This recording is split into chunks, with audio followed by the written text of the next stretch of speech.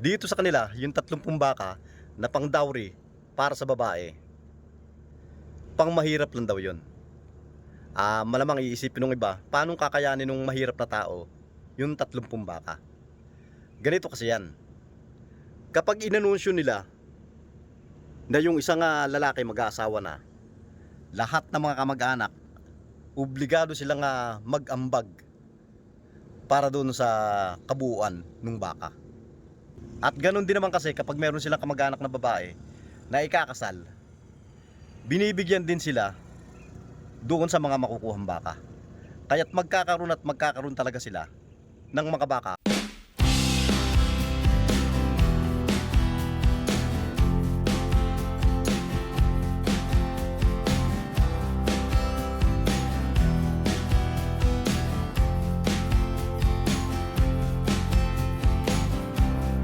Magandang araw mga kabayan. Si James nga pala, meron daw siyang bibigay sa aking video. Actual daw na nangyari yon, yung parang bidding para dun sa isang babae. Paramihan daw ng baka. Tingnan natin kung ano yung laman ng video.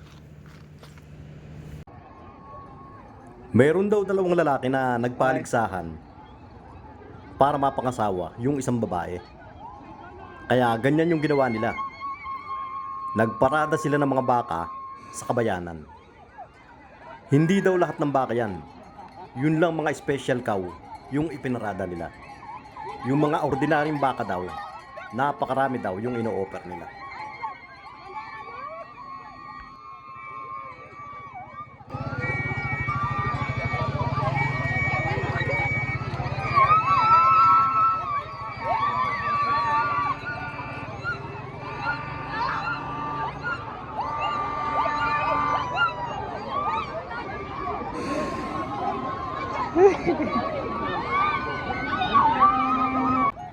Madalang lang naman daw mangyari yung ganyan.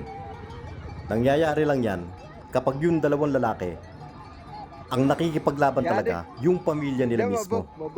Dahil ang labanan yan, angkan sa angka na. Hindi na personal lang yan.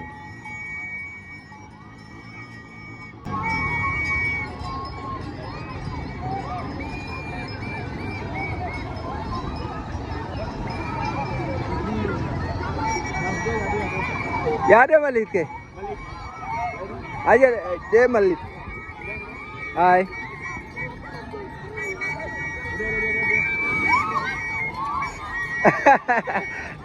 ಒಂದು ಜಾರಿ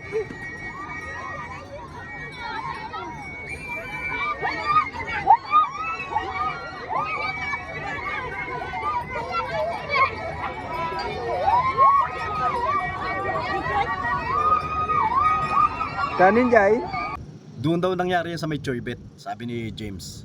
At ang balita daw nila, yung isa daw doon sa lalaki na nakikipagpaligsahan sa padamihan ng baka, galing daw ng abroad.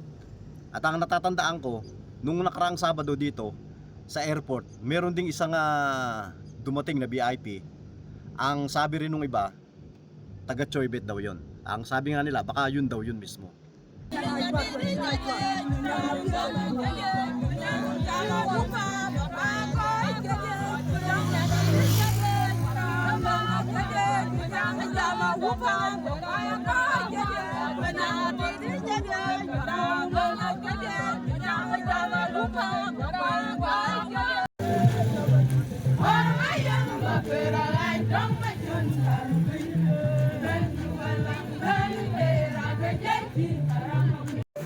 James, Yes. so you mean those cows in the video, those are only special cows, Yeah.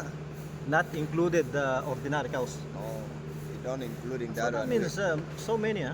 Yeah, I told you, someone have 800 already, Mm. and the other guy is just want to come and tell people this is what I have. Maybe you will say I have 1,000, right?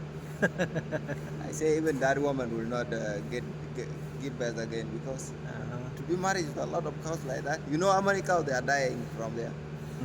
Too much. So many, huh? Yeah. And most of those cows, they said the special cows, they can exchange for 15 to 30. Yeah. Why? Uh, Like that. That means it's These so people, many. yeah, our people they are rich, but they don't know how to make themselves to be rich. You know, everything we have, but the problem is only Maybe less that money. lady is very beautiful. Yeah, beautiful and tall. You saw the lady? No, I didn't saw, it, but they say he's very tall. He's And taller than me. beautiful, Yeah, he's taller than me, and he have nyash. Well, if he's taller and have nyash, which mean very beautiful.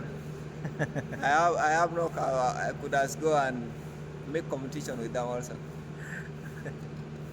How about you? When are you planning? No, don't worry. This year? Next year? I want to go to Philippines first. So no need for cows. No, not like that. I didn't mean that. I need to go to Philippines so that I will see whether I have some. But if you go to Philippines, you will buy cows. Yeah, if somebody want me, or if I crash on someone, I will pay everything for her. Then I will not marry again from our country. Really? But if they ignore me there, I will come and marry from our country. Just and see you guys soon there. Para nga pala doon sa mga magtatanong, nandito po ako sa Rumbek. Kaya nga lang madalas na hindi ko sinasabi kung saan itong lugar dahil nag-iingat din ako. Bawal kasi dito yung mag-video-video, pati yung mag-picture sa mga public place. Kaya ayokong sabihin lagi kung nasaan ako. Dito daw talaga sa kanila, yung 30 baka, pang mahirap lang yun. Kung gusto mong pumili ng babae at gusto mong makipagkompetensya sa paramihan ng baka dahil gusto mo talaga yung babae, ganyan daw talaga yung nangyayari. Talagang paramihan daw talaga ng baka yan. At malamang merong magtatanong, paanong masasabing yung 30 baka ay pang mahirap lang? Paanong maa-afford ng tao yon? Ganito kasi yan. Kapag inanunsyo nila sa mga kamag-anak nila na mag-aasawa na yung isang lalaki, mauobliga yung mga kamag-anak na mag-produce ng mga kanya-kanyang baka para tulong doon sa mag-aasawa na yon. Halimbawa, kung meron siyang 30 kamag-anak, dahil karaniwan naman sa kanila dito, mga madadami rin sila mga kamag-anak. Kaya kung yung 30 kamag-anak magpuproduce ng tigi-tigisa, makukumpleto nila yung 30 baka. Ganon yung kultura nila dito. Hindi naman nila susuluhin yon na isang tao lang yung lahat ng baka na yon.